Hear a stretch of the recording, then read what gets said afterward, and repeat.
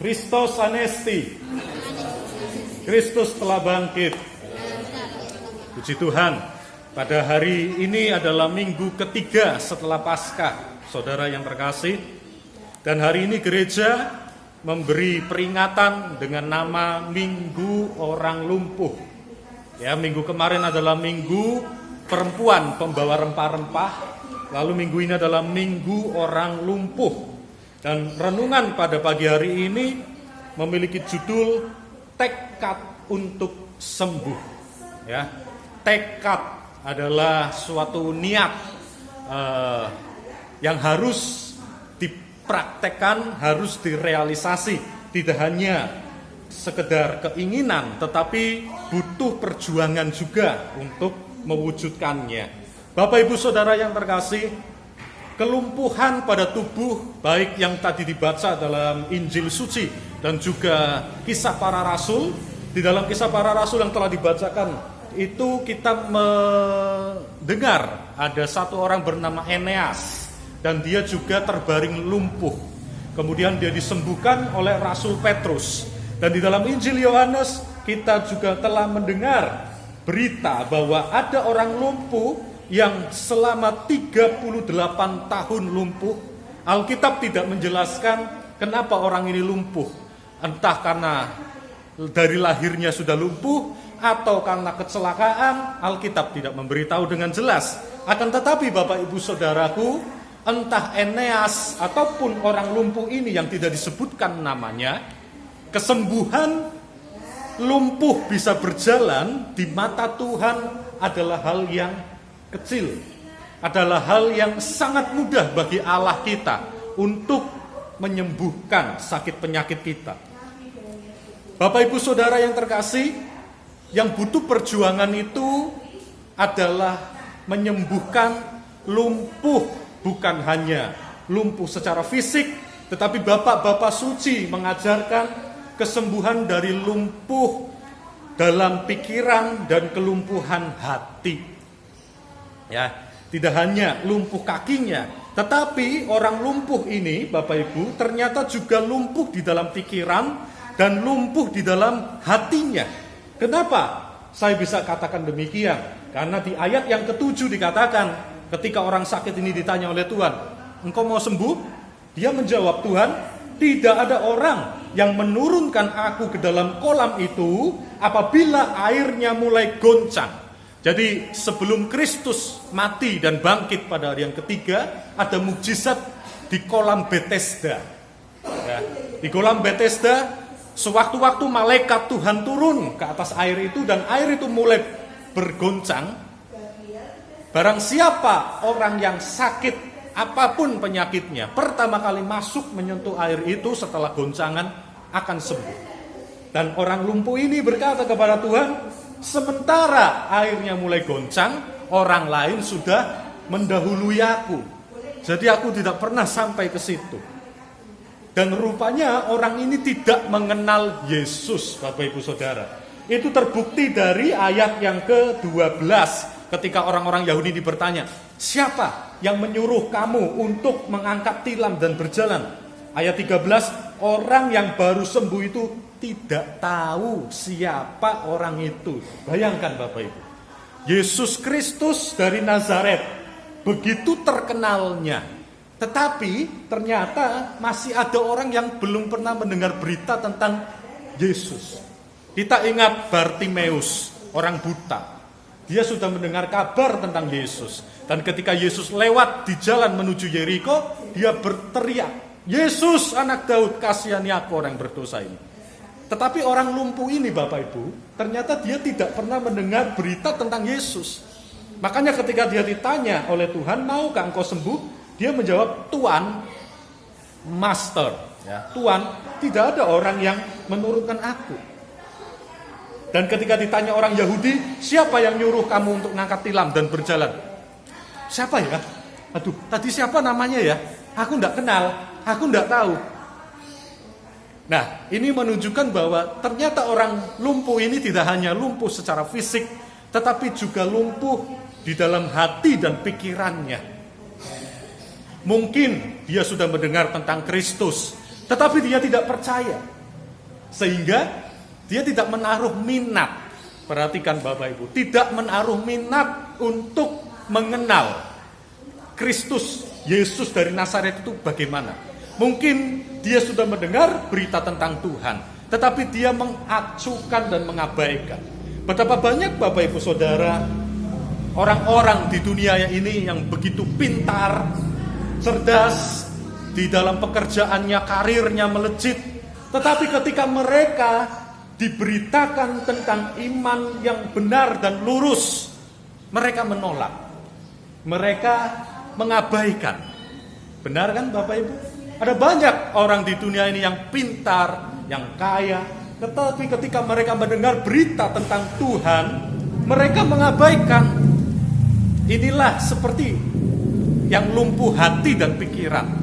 Dan lumpuh hati pikiran ini Bapak Ibu Saudara perlu juga untuk disembuhkan. Tidak hanya secara fisik, tetapi juga hati dan pikiran kita. Mungkin juga orang lumpuh ini sudah putus asa. Bayangkan, 38 tahun lumpuh. Mungkin Bapak Ibu, orang lumpuh ini karena kecelakaan kerja. Karena Tuhan berkata di ayat 14, engkau sudah sembuh, jangan berbuat dosa lagi supaya padamu jangan terjadi yang lebih buruk. Artinya kelumpuhannya akibat dosa.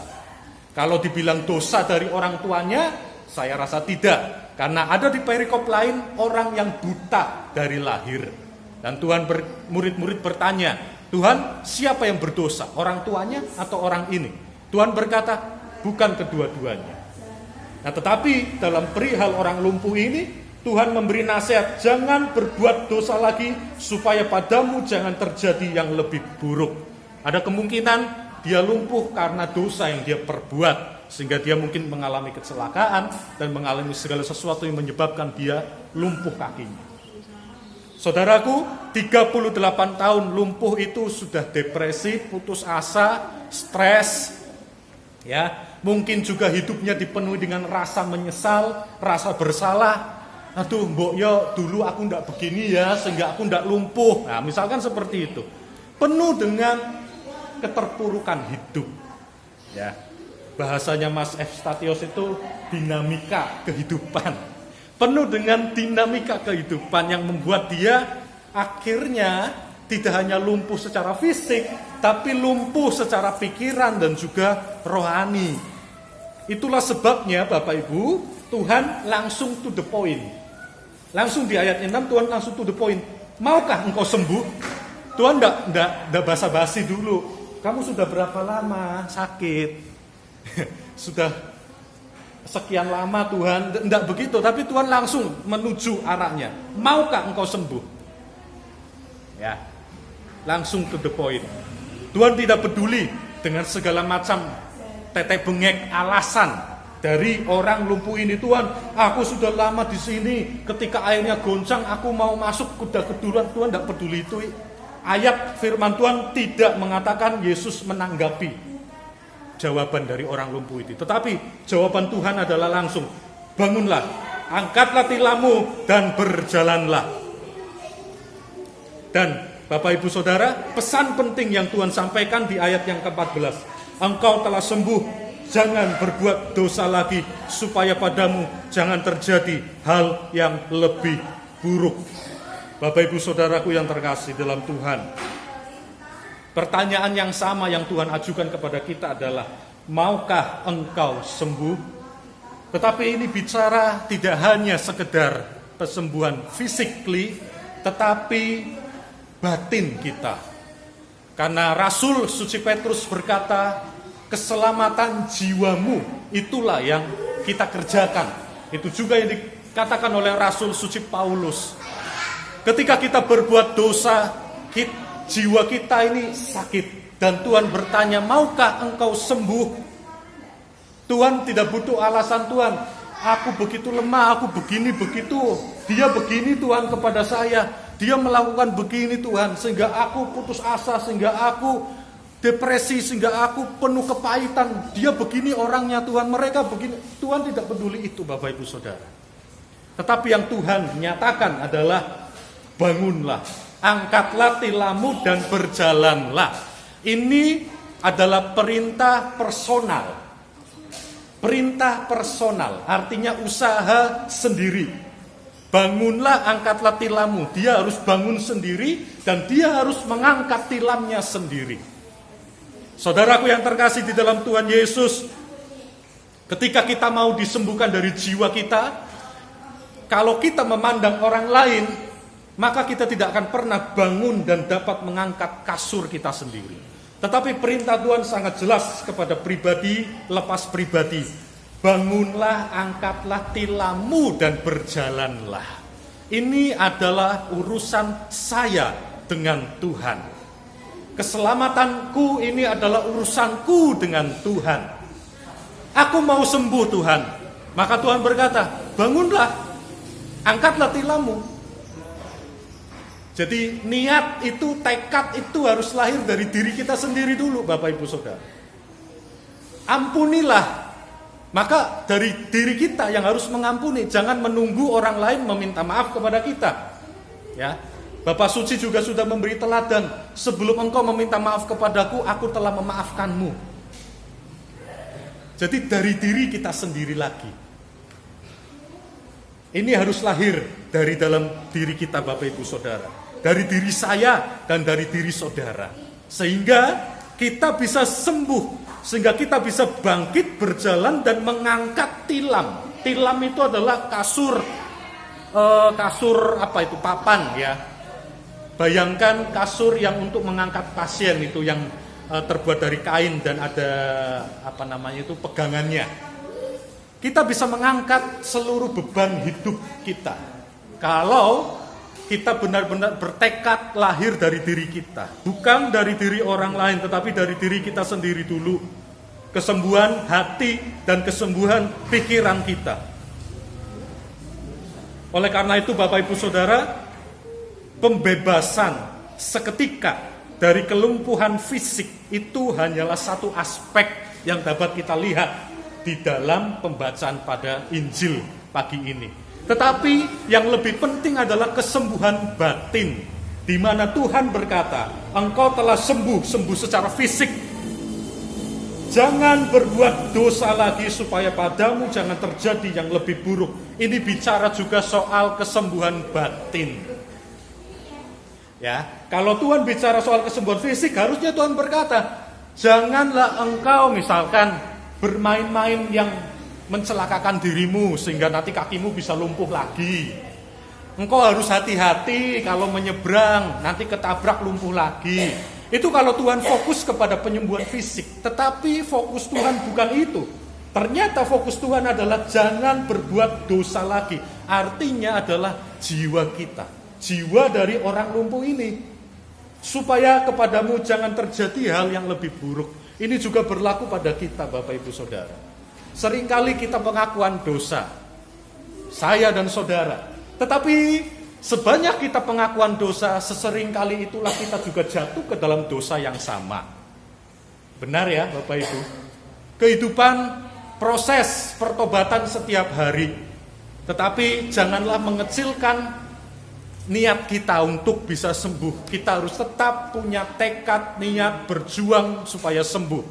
Jatuh bangun dalam kehidupan kita sebagai orang berdosa adalah sebuah proses kekudusan. Yang terberkati Agustinus berkata bahwa orang suci itu punya masa lalu. Dan orang berdosa itu punya masa depan. Artinya apa Bapak Ibu? Ikon-ikon para suci yang kita lihat, termasuk jana suci yang kita pakai sebagai nama baptis kita masing-masing, siapa mereka? Mereka pun adalah orang yang berdosa. Jana suci Clement misalkan, yang saya pakai, dia pun adalah dulu orang yang berdosa, lahir di dalam kemewahan dan kekayaan. Jana suci siapa lagi yang saudara pakai namanya sebagai nama baptis? Punya latar belakang yang berdosa. Akan tetapi mereka berjuang dan mereka menjadi orang suci. Bagaimana dengan kita sekarang? Kita semua orang berdosa. Dan kita punya masa depan. Sama seperti para orang suci punya masa lalu. tetapi kita punya harapan, kita punya masa depan untuk kesembuhan jiwa kita. Oleh karena itu, Sang Sabda yang menjadi manusia ini memperingatkan kepada kita agar berhati-hati. Pesan ini tidak hanya untuk saudara, tetapi juga untuk diri saya secara pribadi. Hati-hati dalam kehidupan. Praktek kehati-hatian kita ini lewat apa Bapak Ibu Saudara? Lewat menjaga perkataan, ya, lewat sholat, lewat doa, ikut ibadah tipika, lewat tindakan yang baik. Itu adalah praktek menjaga kehati-hatian hidup. Bapak Suci Agaton memberikan contoh yang baik untuk kita. Kalau Bapak Ibu Saudara mau meniru juga tidak apa-apa. Saya ceritakan kisahnya. Bapak Suci Agaton dari Mesir, seorang rahib abad yang ketiga atau keempat. Ketika beliau banyak memberi nasihat dan perkataan-perkataan bijak, orang-orang di sekitarnya mencibirnya. Kamu nih kebanyakan ngomong, oh dia ini tukang ngomong tok, bermulut besar. Bapak Suci Agaton ketika mendengar cibiran itu, apa yang dilakukannya? Dia mengambil batu yang besar dan dia memasukkan batu itu ke dalam mulutnya. Sehingga apa? Akibatnya batu di dalam mulutnya ini membuat dia tidak bisa bicara. Dia tahan di dalam mulut. Dia lakukan itu sekian lama. Benar-benar dia tidak mengucapkan sepatah kata pun. Sampai-sampai orang-orang yang mencibir ini Bapak Ibu akhirnya merengek kepada Bapak Agaton. Bapak Agaton, janganlah begini. Bicaralah, katakanlah perkataan-perkataan Allah. Nah, ketika dia orang-orang yang mencibir ini berbalik, orang Jawa mengatakan keweleh. Ya, keweleh itu apa toh? Sadar gitu ya. Maka Bapak Suci Agaton mengeluarkan batu itu dari mulutnya dan mulai berbicara. Itu artinya Bapak Ibu Saudara, Bapak Suci Agaton juga berkata kepada kita, ketika aku tidur, aku akan merenung dan berusaha untuk tidak menjadi batu sandungan bagi orang lain. Begitu juga supaya aku dalam hidup tidak menjadi batu sandungan untuk orang lain ketika mereka mau tidur. Ini luar biasa Bapak Ibu. Pernahkah kita berpikir demikian? Ketika kita mau tidur, pernahkah kita berpikir, apakah hari ini aku telah menjadi batu sandungan bagi saudaraku yang lain? Apakah saudaraku yang di rumah sana ketika dia tidur juga memikirkan hal yang buruk tentang diriku dan akhirnya menjadi syak dalam hidupnya gara-gara aku? Nah, lagi-lagi yang disalahkan adalah aku, bukan dia. Personal. Kalau kita mau bertobat dan mau sembuh Bapak Ibu, lihatlah aku, lihatlah diri kita sendiri, jangan lihat orang lain. Tapi lihat diri kita sendiri, apakah kita pada hari ini mau untuk sembuh, maka lihatlah pada diri kita sendiri. Saya mau sembuh Tuhan, maka Tuhan berkata, bangkitlah, berjalanlah, angkatlah tilammu, dan jangan berbuat dosa lagi, supaya padamu jangan terjadi hal yang lebih buruk. Kiranya pesan firman Tuhan pada pagi hari ini boleh menguatkan dan mengingatkan kita menjadi pribadi yang semakin baik dan semakin baik di hadapan Tuhan, supaya kita bisa mempertanggungjawabkan hidup kita di hadapan tahta pengadilan Kristus yang menakutkan itu. Tuhan kasihanilah, Tuhan kasihanilah, Tuhan kasihanilah. Kemuliaan bagi Sang Bapa, Sang Putra, serta Sang Roh Kudus sekarang dan selalu sepanjang segala abad. Amin.